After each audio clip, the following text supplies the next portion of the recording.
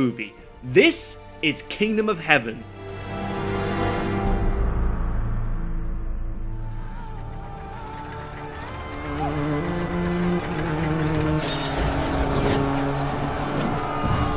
So Kingdom of Heaven is set between the Second and the Third Crusade, focusing primarily on the fall of Christian Jerusalem.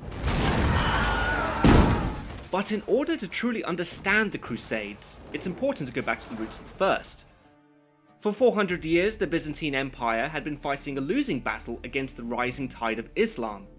Bit by bit, their territories were taken over the centuries, first by the Arabs, and then by a new dominant force in the region, the Seljuk Turks. After defeating the Byzantines in the Battle of Manzikert in 1071, the fiercely warlike Seljuks had conquered almost all of Anatolia. In desperation, the Byzantine Emperor Alexius I dispatched messengers to Rome pleading for help. In 1095, Pope Urban II answered the call and rallied the knights of Europe to gather arms and march east to liberate their Christian brethren. What's more is that he declared that anyone who took up crusade would be completely remissed of their sins and allowed into heaven. This was an extremely attractive proposition, as these knights were fully aware that their constant warring with each other contradicted the sixth commandment, thou shalt not kill. Western Europe was tearing itself apart with its feudal wars, and this allowed Pope Urban to direct this violence away from Christendom and towards a potentially greater threat.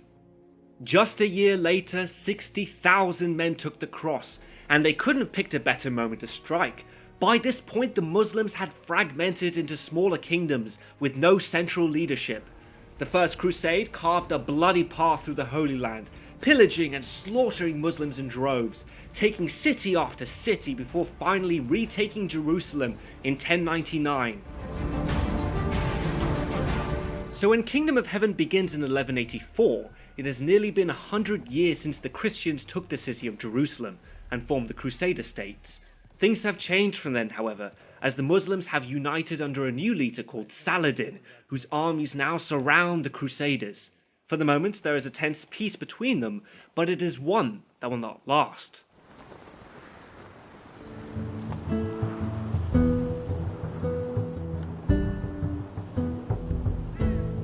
Now, the most obvious thing about Kingdom of Heaven is its portrayal of Christian Europe. The opening text of the movie establishes that Europe is in a state of repression and poverty, painting a picture of how bleak and sufferable day-to-day life is for the common man.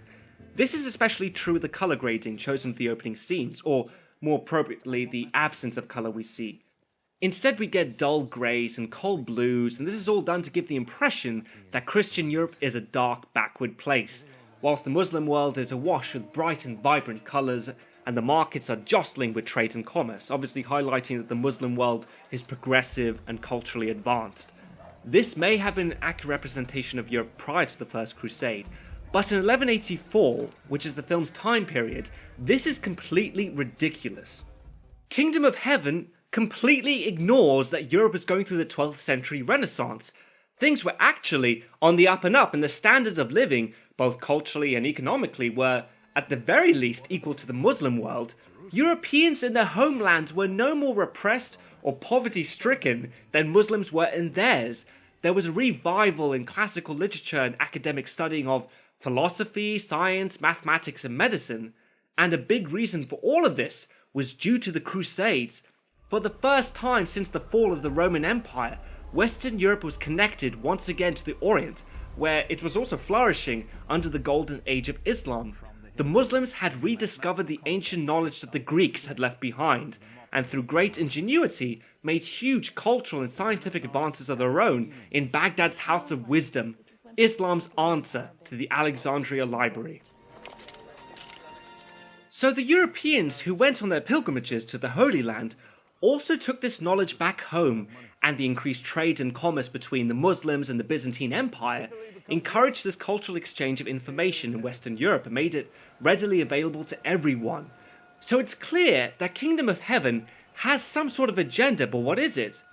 Well, it seems to me that this film is taking a moral stance, and not only refuses to affiliate any positive benefits that may have occurred because of the Crusades to Western civilization, but wants to brand the Crusades as truly motivated by only one thing. Here is the gist of what the film is trying to tell you. I've given Jerusalem my whole life. Everything. First I thought we were fighting for God. Then I realized we were fighting for wealth and land. I was ashamed. Aside from our main protagonists, the Christians are generally demonized to be warmongering barbaric thugs attacking defenseless Muslims, and their measure of cruelty is fueled even more so by their religious fanaticism. There must be war. God wills it! God wills it! God wills it!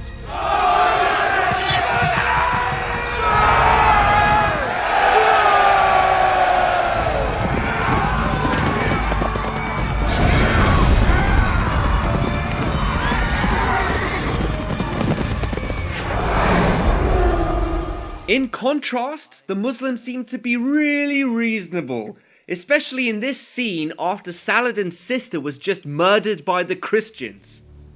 The Sultan demands the return of his sister's body, the heads of those responsible, and the surrender of Jerusalem.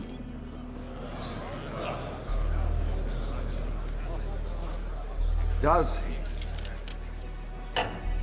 What answer do you return to Salah ad-Din?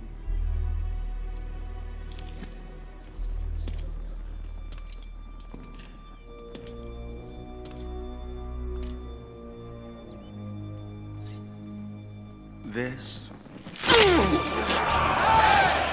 Noticing a pattern here yet? Let me sum it up for you. The film is trying to tell us that the Crusades were primarily an excuse to conquer and subjugate a peaceful Islamic civilization out of a lust for greed and power. What if I was to tell you that the Crusades can be seen as a legitimate response? You'd probably think I wasn't being very PC, but hear me out. Prior to the First Crusade, the Muslims had conquered and converted nearly 2/3 of the Christian world.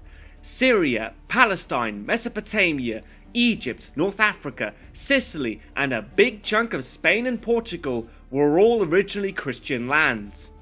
That's not even mentioning their invasion of France in 719 and sacking Rome, the capital of the Christian world, in 846. Far from being peaceful, Islamic civilization was extremely warlike and had full intentions to wipe out Christian civilization. The newly conquered Eastern Christians suffered terrible atrocities and oppression by their new Muslim rulers. Christian pilgrims were routinely slaughtered by the Seljuk Turks during their raids against the Byzantine Empire. So, I'm actually surprised that it took 400 years of Muslim aggression before the Crusades finally kicked off. However, I am not condoning what the Christians did either. There are many accounts during the First Crusade of Christians committing horrific atrocities on a massive scale and slaughtering Muslims in their tens of thousands. When the Crusaders finally took back Jerusalem, they slaughtered every Muslim they could find within the city walls. So my point is that this movie should not demonize one group and victimize another, especially since both groups were just as fucking brutal as each other.